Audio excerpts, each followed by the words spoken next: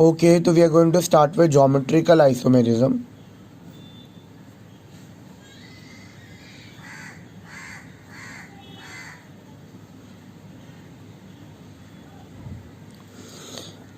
Now, ये geometrical isomerism मतलब हमारा cis और trans. This is very similar to what you have seen in alkenes.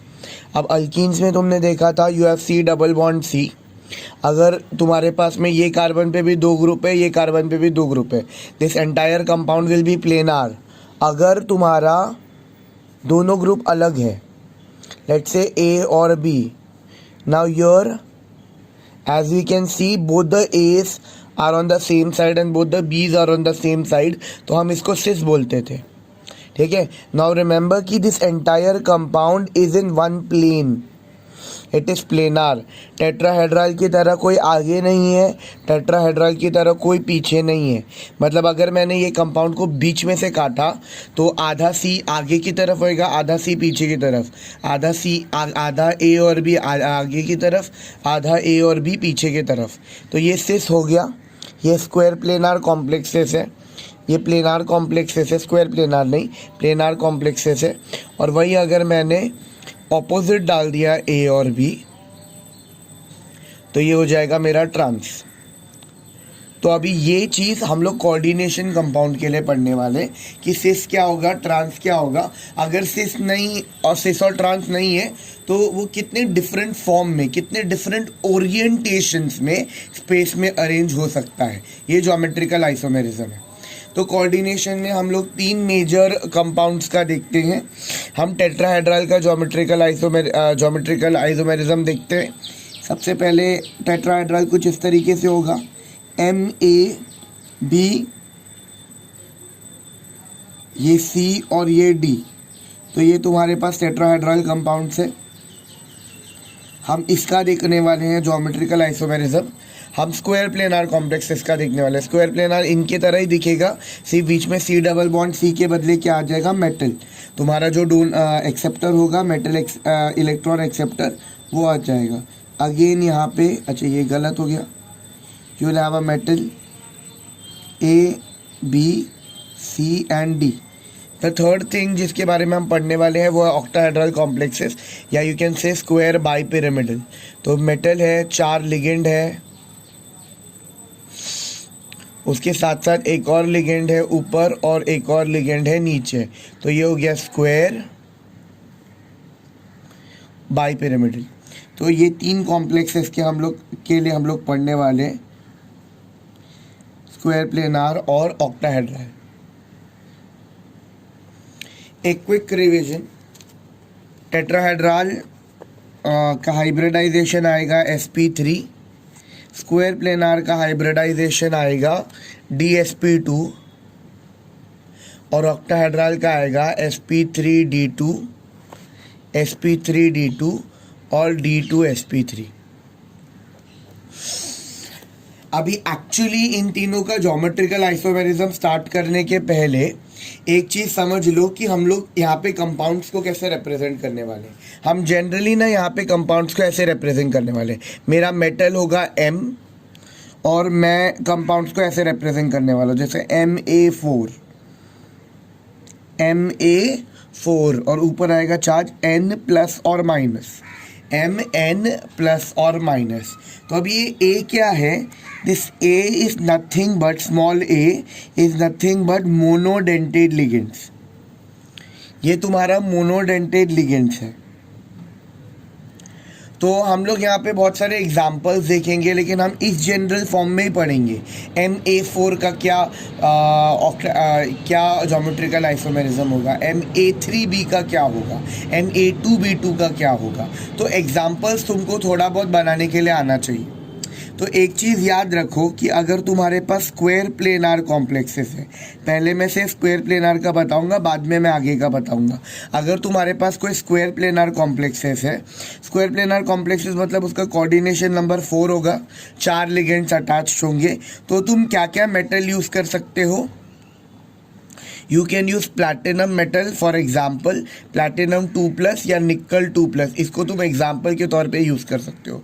Again I am repeating, मैं ये नहीं बोल रहा हूँ कि इन दोनों से ही स्क्वायर प्लेनार बनता है, ठीक है, या ये दोनों हमेशा स्क्वायर प्लेनार होंगे, मैं ऐसा नहीं बोल रहा हूँ तुमको।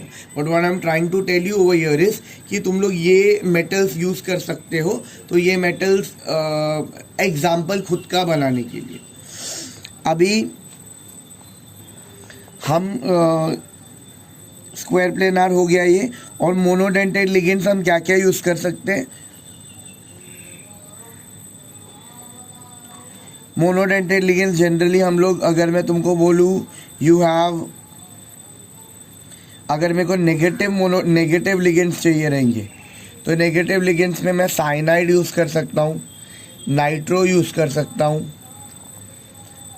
जो भी तुमको पसंद होगा, थायोसाइनेटो यूज़ कर सकते हैं, OH- यूज़ कर सकते हैं, हैलाइड्स यूज़ कर सकते हैं, fluoride, chloride, bromide, iodide, what ever you want हम लोग वो यूज़ कर सकते हैं।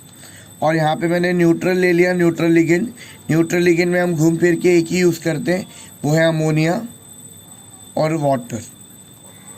तो ये कुछ लिगेंड्स है, ये सारे मोनोडेंटेड लिगेंड्स है, ये एक ही बॉन्ड बनाने वाले, तो ये सब याद रखने का, ठीक है, कि तुम इस तरीके से एग्जाम्पल बना सकते हो खुद का।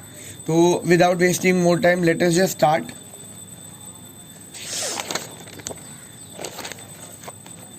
अब सबसे पहले हम टेट्राहेड्रल के लिए स्टार्ट करेंगे, and tetrahedral is pretty simple.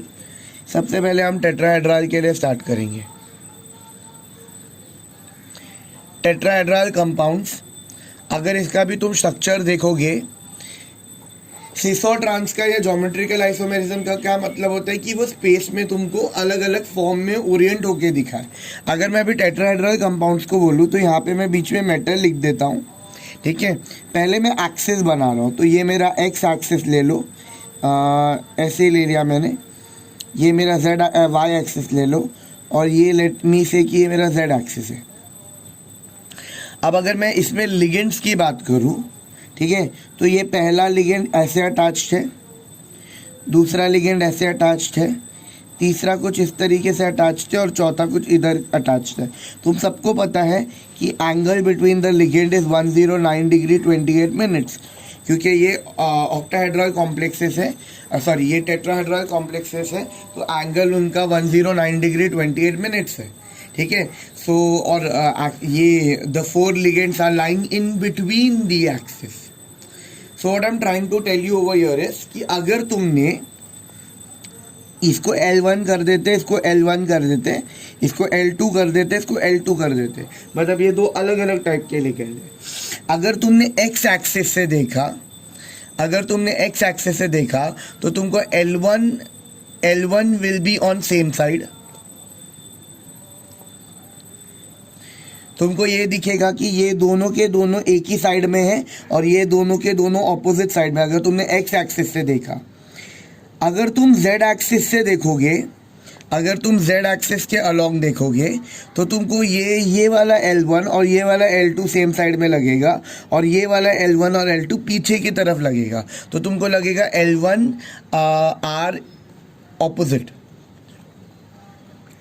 Same अगर तुमने y एक्सिस पे देखा, तो तुमको ये वाला L1 L2 सेम साइड में लगेगा, ये वाला L1 L2 ऑपोजिट साइड में लगेगा।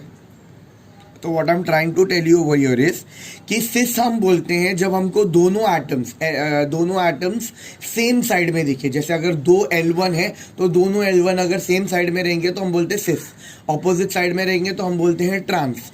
बट यहाँ पे इन टेट्राहेड्रल कॉम्प्लेक्सेस तुम अगर ऊपर से देखोगे तो तुमको कुछ अलग लगेगा, तुम साइड से देखोगे तो तुमको कुछ अलग लगेगा। तो ऐसा नहीं चलता, क्योंकि इसका कुछ है ही नहीं, मतलब प्रॉपर है ही नहीं, वो तो देखने वाले पे डिपेंड कर रहा है कि वो कहाँ से देख रहा है। अगर देखने वाला एक्स एक्सिस पे देखेगा, एक्स एक्सिस से देखेगा, तो बोलेगा ये कंपाउंड सिस है। अगर देखने वाला जेड या वाई एक्सिस पे देखेगा, वाई एक्सिस से देखेगा, तो बोलेगा ये कंपाउंड ट्रांस है। बट ऐसा सर्टेनिटी नहीं है। तो अगर सर्टेनिटी नहीं है, तो इसीलिए हम बोलते हैं कि tetrahedral compounds does not form any geometrical isomerism. Tetrahedral compounds do not show any geometrical isomerism। तो यहाँ पे हमारा पहला पार्ट कंप्लीट हो गया है टेट्राहेड्रल कंपाउंड्स का, कि टेट्राहेड्रल कंपाउंड्स कोई ज्योमेट्रिकल आइसोमेरिज्म शो नहीं करता है। अभी हम दूसरे वाले पार्ट पे आ जाते हैं। दूसरा वाला पार्ट मतलब तुम्हारा स्क्वायर प्लेनार कॉम्प्लेक्सेस।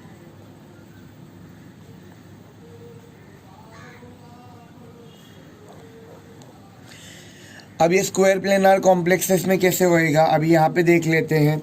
तो स्क्वायर प्लेनार कॉम्प्लेक्सेस में ना हम एक एक करके एग्जांपल्स बनाएंगे, ठीक है। और मैं पहले एरो से रिप्रेजेंट करूँगा, ठीक है। अगर वो एग्जांपल ज्योमेट्रिकल आइसोमेरिज्म शो करेगा तो उसको हम आगे नंबर देंगे। तो पहला हम लोग रिप्रेजेंट करते हैं MA4। ये स्क्वायर प्लेनार कॉम्प्लेक्सेस है MA4 N प्लस और माइनस जो भी चार्ज होगा इसके ऊपर। तो इसका मैं कोई एक एग्जांपल लिख सकता हूँ। तो अभी अभी तुमने देखा था जब हमने VBT किया था NiCN4, तो NiCN4 ये इस फॉर्मेट में आया था। तो मैंने बोला तुमको यहाँ पे आई टोल्ड यू कि तुम मेटल ले सकते हो, निकल, और तुम इनमें से कोई भी लिगेंड ले सकते हो। अभी यहाँ पे बोला गया है हमें कि जो भी हम लिगेंड लेंगे वो 4 होना चाहिए स्क्वायर प्लेनार कॉम्प्लेक्सेस, और चारों सेम होना चाहिए। तो इसलिए मैंने CN डाल दिया 4, स्ट्रॉन्ग लिगेंड है। तो निकल हो गया +2, साइनाइड -1 है तो -4, तो इसके ऊपर चार्ज आ जाएगा -2। तो ये कंपाउंड के ऊपर नेट चार्ज विल बी -2। तो ये मैंने एक एग्जांपल दे दिया, ठीक है। मुझे बताओ कि ये क्या ज्योमेट्रिकल आइसोमेरिज्म शो करेगा। अगर मैंने M लिख दिया, यहाँ पे A है, यहाँ पे A है, यहाँ पे A है, यहाँ पे A है, इसके ऊपर कुछ चार्ज होगा N प्लस और माइनस। मुझे बताओ क्या ये ज्योमेट्रिकल आइसोमेरिज्म शो कर पाएगा? नहीं कर पाएगा, क्योंकि इसके चारों लिगेंड सेम है। दो लिगेंड बेसिकली ऑपोजिट या सेम साइड बताने के लिए कुछ तो डिफरेंट होना चाहिए ना। यहाँ पे चारों के चारों सेम है, तो अगर मैंने रोटेट भी किया तो भी कोई फ़र्क नहीं पड़ेगा। तो यहाँ पे हम बोलेंगे कि this is going to show no geometrical isomerism. तो ये वाला तो एग्जाम्पल नहीं बनेगा अपना। अब मैं थोड़ा सा चेंज करता हूँ, I will show MA3B। A3B show कर रहा हूँ, तो मैं निकल वैसे ही रख रहा हूँ, साइनाइड भी मैं वैसे ही रख रहा हूँ। 3 साइनाइड ले लेता हूँ, ठीक है, 3 साइनाइड ले लेता हूँ, और अभी एक अमोनिया ले लेता हूँ। तो अब यहाँ पे मेरे पास लिगेंड आ गया इस तरीके का, जहाँ पे 3 A है और एक दूसरा लिगेंड है, वो भी मोनोडेंटेड ही है। अगर मैं भी चार्ज देखूँ तो निकल इज +2, साइनाइड इज -1, तो 3 साइनाइड -3, अमोनिया न्यूट्रल होता है तो 0, तो नेट चार्ज इसके ऊपर आ जाएगा -1। चार्जेस लिखना बहुत ज़्यादा ज़रूरी है। अब अगर मैंने यहाँ पे भी लिख दिया मेटल है, साइनाइड है, साइनाइड है, साइनाइड है, और यहाँ पे आ गया अमोनिया, ये हो गया -1। तो अब यहाँ पे साइनाइड साइनाइड सेम साइड, यहाँ पे भी साइनाइड साइनाइड सेम साइड। तो वापस यहाँ पे हम कैसे बताएं कि सेम है कि ऑपोजिट, क्योंकि ये सेम साइड में, ये दोनों ऑपोजिट साइड में। तो अगर हमको ज्योमेट्रिकल आइसोमेरिज्म बताना है तो एटलीस्ट हमारे पास 2 लिगेंड्स तो होने चाहिए। तो ये वाला भी कोई ज्योमेट्रिकल आइसोमेरिज्म शो नहीं करेगा, तो ये भी हमने रिजेक्ट कर दिया। तो हम आते हैं हमारे तीसरे एग्जाम्पल के तौर पे एंड देखते हैं कि अभी क्यों हमको ज्योमेट्रिकल आइसोमेरिज्म मिलता है कि नहीं। तो पहले मैंने किया MA4, फिर मैंने किया MA3B। अभी नेक्स्ट तुम गेस कर सकते हो, नेक्स्ट होएगा MA2B2। तो एग्जाम्पल हम वही ले लेते हैं, ऐसा प्लैटिनम ले लेते हैं जस्ट फॉर सम चेंज। तो CN2 ले लिया मैंने और NH3 भी 2 ले लिया मैंने। अभी इसका कंपाउंड का चार्ज देख लेते हैं। प्लैटिनम तुम्हारा हो गया -2, साइनाइड भी platinum is +2, cyanide is -2 and ammonia is 0। It's a neutral complex, तो there is no net charge, तो ऊपर मैं कुछ नहीं लिखूंगा। तो अब यहाँ पे ज्योमेट्रिकल आइसोमेरिज्म शो होगा। कैसे शो होगा? ये प्लैटिनम है, ये मेरे पास है साइनाइड, ये मेरे पास है यहाँ पे साइनाइड, यहाँ पे मेरे पास है अमोनिया, और यहाँ पे मेरे पास है अमोनिया। तो तुम देख सकते हो यहाँ पे दोनों साइनाइड सेम तरफ से है और दोनों अमोनिया भी सेम तरफ से है। तो इसको हम बोलते हैं सिस आइसोमर। तुम जो भी इसका नाम लिखोगे उसके नाम के आगे से सिस आ जाएगा। तो ये इसका नाम कैसे लिखेंगे हम लोग, साइनाइड है और अम्माइन है, तो डाइअम्माइन पहले आएगा, कॉम्प्लेक्स को पहले नाम मिलता है, तो इसका नाम कैसे रहेगा, सिस हाइफन डाइअम्माइन डाइसायनो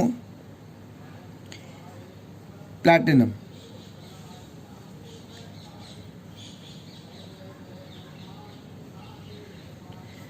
अगर अब मैंने इसको 90 डिग्री से ट्विस्ट किया, मतलब मैंने इसको इधर लेके आ गया और उसको उधर लेके चला गया, तो ये कंपाउंड कैसे बन जाएगा, प्लैटिनम, ये हो जाएगा साइनाइड, यहाँ पे आ जाएगा अमोनिया। मैंने इसको घुमा दिया 90 डिग्री से, ये सारे के सारे 90 डिग्री पे है।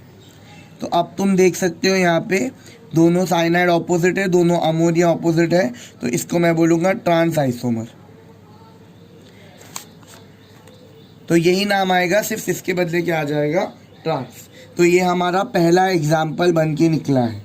सो दिस स्क्वायर प्लेनार में पहला आइसोमर जो ज्योमेट्रिकल आइसोमेरिज्म शो करता है वो है Ma2B2, मतलब यहाँ पे तुम्हारे पास दो अलग मोनोडेंटेड लिगेंड है। दूसरा एग्जाम्पल देखते हैं, ये जो स्टार्टिंग में हमने किया ये दोनों भी एग्जाम्पल आइसोमेरिज्म शो नहीं कर रहे थे। तो यहाँ पे हम दूसरा एग्जाम्पल देखते हैं, Na2BC, मतलब अब मैंने 3 लिगेंड डाल दिए, तो अब मैं क्या क्या कर रहा हूँ,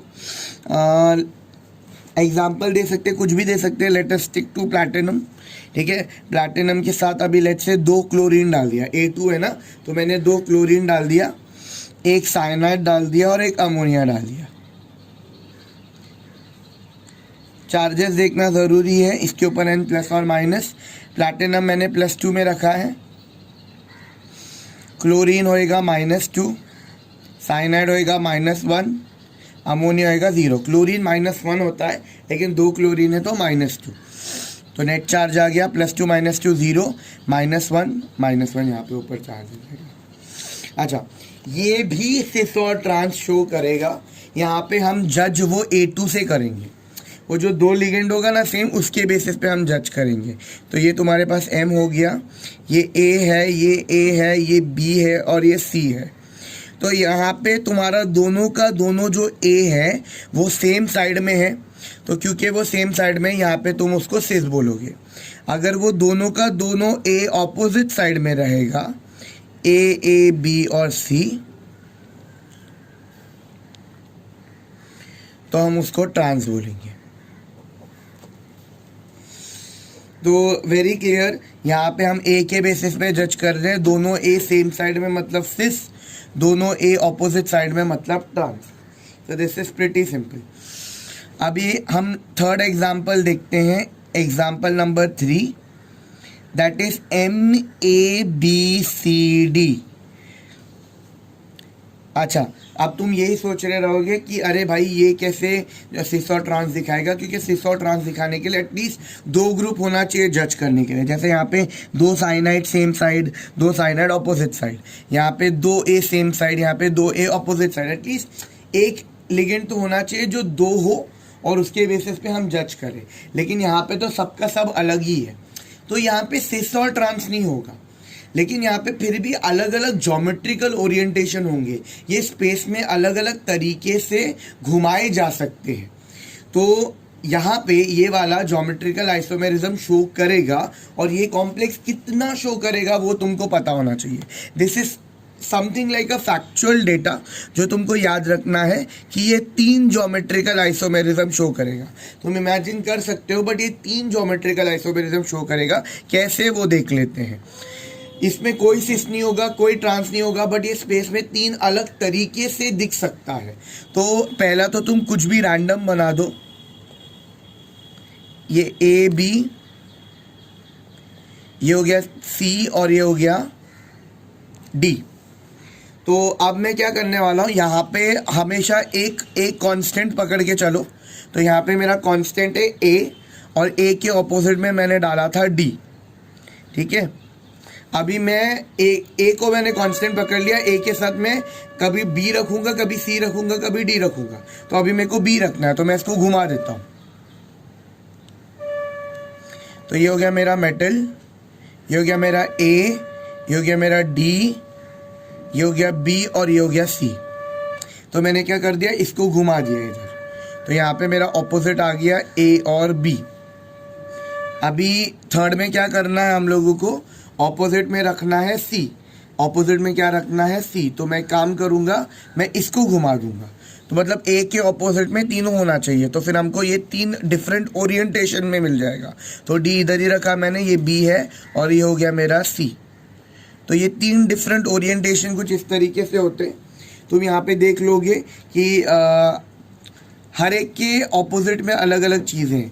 यहाँ पे ए के ऑपोजिट में डी है, यहाँ पे बी है, यहाँ पे सी है। यहाँ पे बी के ऑपोजिट में सी है, यहाँ पे बी के ऑपोजिट में डी है और यहाँ पे बी के ऑपोजिट में ए है। तो अगर तुम हर लिगेंड का देखोगे तो हर लिगेंड का अलग अलग आएगा यहाँ तीनों में। तो जिससे पता चलता है कि तीन डिफरेंट ओरिएंटेशन में हो सकता है। और इसी को ये तीसरा वाला नहीं दिखा, और इसी को हम लोग बोलते हैं ज्योमेट्रिकल आइसोमेरिज्म। तो ये M A D opposite, A B opposite, A C opposite, ठीक है। बाकी तुम कैसे भी ओरिएंट कर लो, ठीक है। अगर अभी तुमने इसको कैसे भी चेंज किया तो ये घूम फिर के यही बनेगा। तो एक और बचा है ज्योमेट्रिकल आइसोमेरिज्म में, लेकिन वो मैं तुमको नेक्स्ट वीडियो में सेंड करता हूँ।